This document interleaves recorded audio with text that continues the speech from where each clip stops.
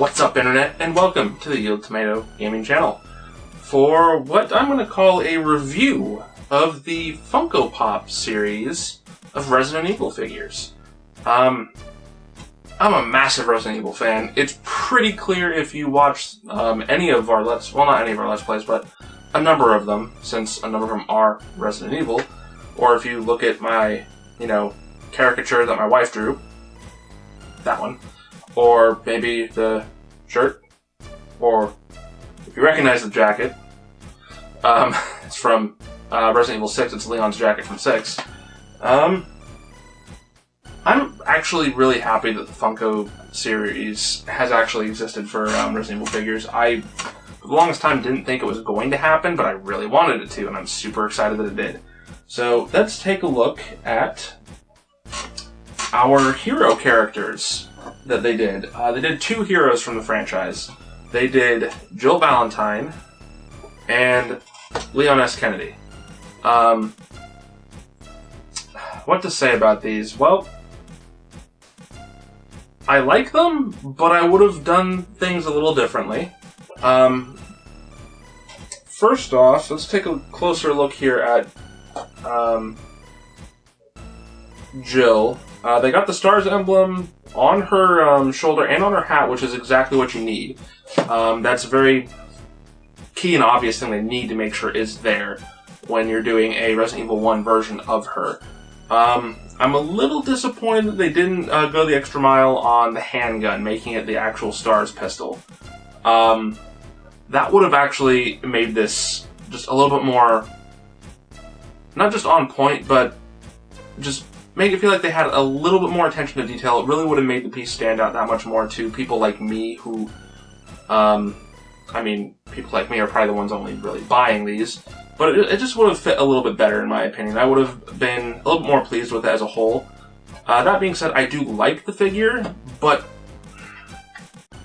personally, I would have rather they gone with her Resident Evil 3 appearance, simply because I really like that design.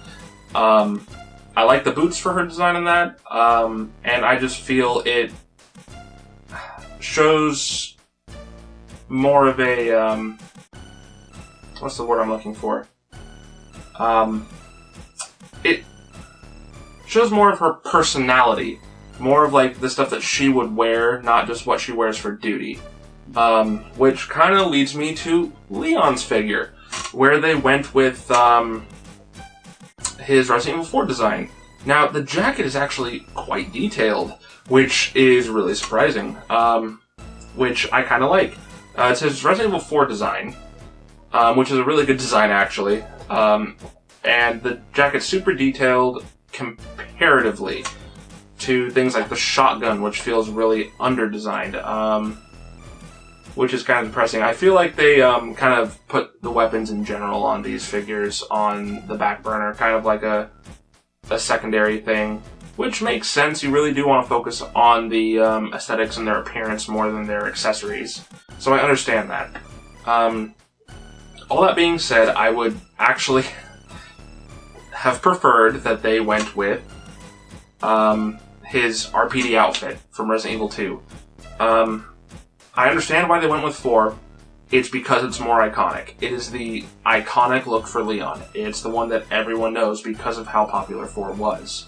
And that game has been re-released on every platform under the fucking sun. So, I get it. And I also understand Jill's choice for doing Resident Evil 1. It makes sense, because they actually did the HD re-release. So that's going to be the design people are going to recognize right away. I can't fault them for that. Makes a lot of sense. I would personally have preferred that they went with the 3 design for Jill and the 2 design for Leon. Just because, to longtime fans, the 2 design is going to be the more iconic look for Leon. And I preferred Jill's design in the 3rd game. There's really no other reason behind me wanting that.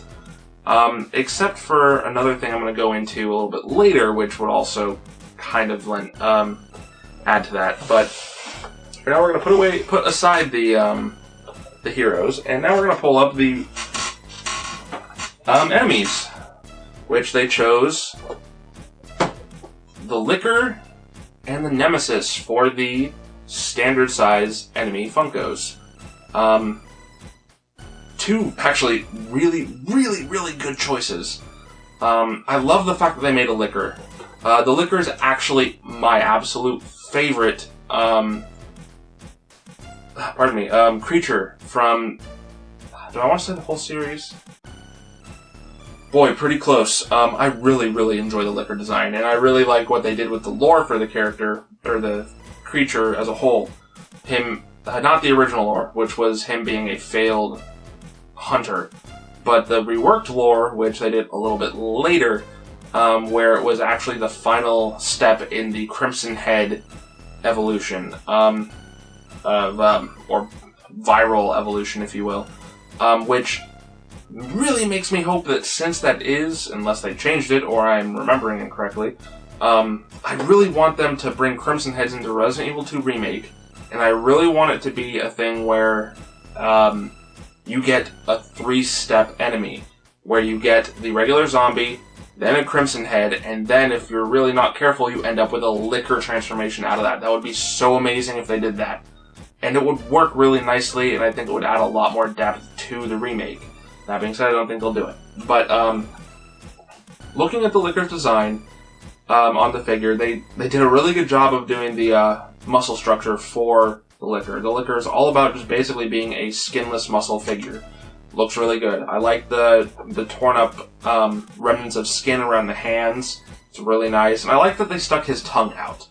That is actually a really iconic thing for people that played the second game, where you had the iconic slow pan up of Leon or Claire seeing the Licker and the tongue just coming out with the blood dripping and everything. Oh, it's such a good scene.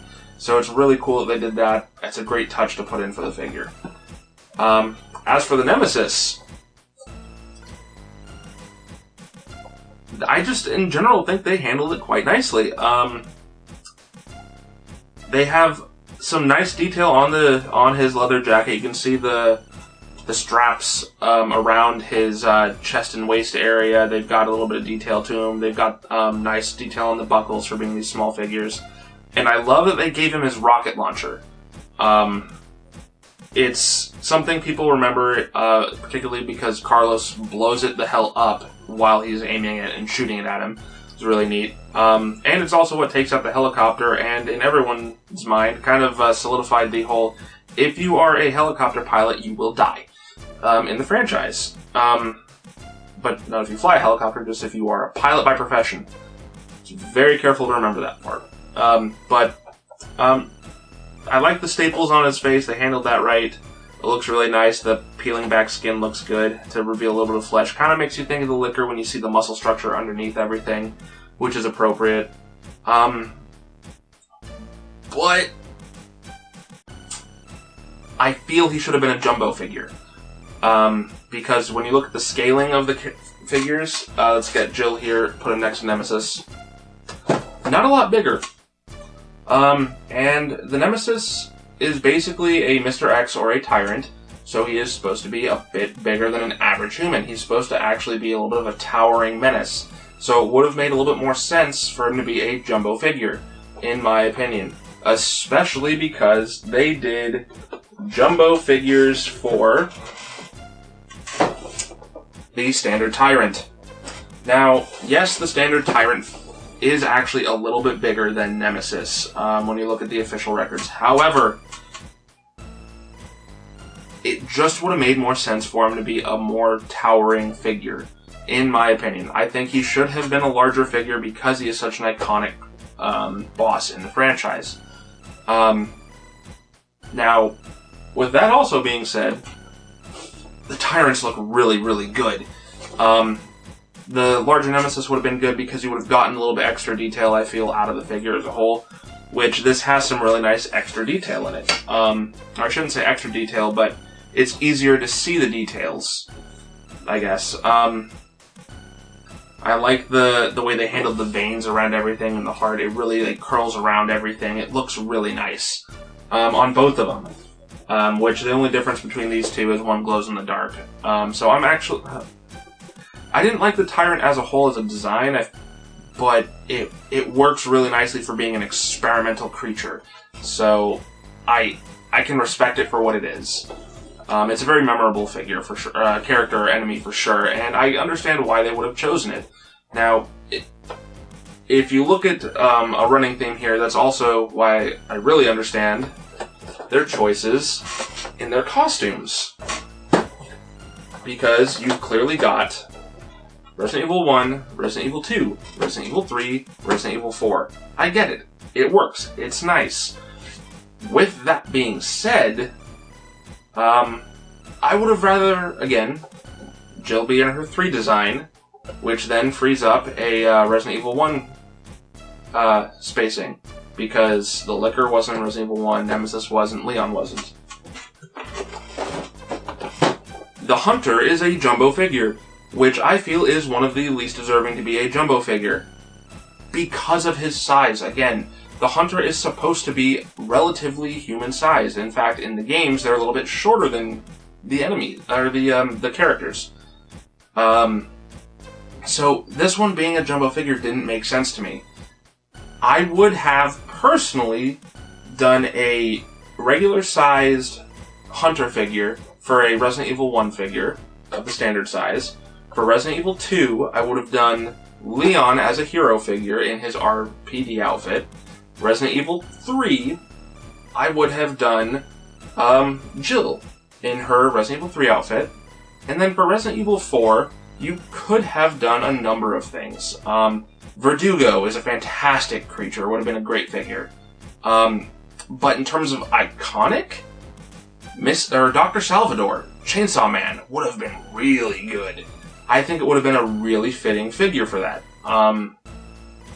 It's really unfortunate they didn't do it. But again, I understand it's basing off of what people remember most, or what is going to strike people the most as being recognizable today. Again, these 3, or I should say these 2, are in the HD remake. So I get it. They're going to use these figures, or these characters. HD remake. Again, you're going to recognize these characters most easily in these designs, in this style. So they're trying to capitalize on that, and I understand it. So I can't fault them for any of that. These are just minor nitpicks that I personally would have rather had done differently. Just because it would have appealed more to the fans, in my opinion. Now, that's not everyone's opinion. Not everyone's going to agree with that. A lot of people are going to absolutely love the fact that Leon's in his RE4 outfit. A lot of people are going to absolutely love that it's Jill from RE1. I have no problems with that. I just have my own personal preferences. I would give them so much props if they did alternate costume pops for Leon and Jill, for sure. I think it'd be really cool. I'd be all over that in a heartbeat. As a whole, though, I like them. I think they're really good. I like the detail on most of them. The guns are a little, I feel, neglected. But as a whole, there's a lot of good detail in here, and they really do evoke the Resident Evil feel when you look at them. And you don't really get too distracted or thrown off by the weird-ass beady eyes. Especially not with the Licker, because he doesn't have any. So, what are your guys' thoughts on these figures? Or Funko Pops in general, even? I'm not a big Funko guy, but there are a few that I do get because I really like the games and I like that they're, a thing that exists. They're affordable, collectible toys. I'd much rather spend $10 to $15, in some cases $20 for a figure, than the absorbent prices that it will cost for some other Resident Evil figures, like the $500 statues that are out there. My god. So yeah, thanks for watching, guys. Again, feel free to leave your comments down below. Let me know what you thought of these figures or Funkos in general. If you haven't already, please subscribe to the channel. Stay up to date on any of the random shenanigans I choose to post, our Let's Plays, and all that good stuff. So, again, thanks for watching, and we'll see you whenever we do. Hopefully in the next video.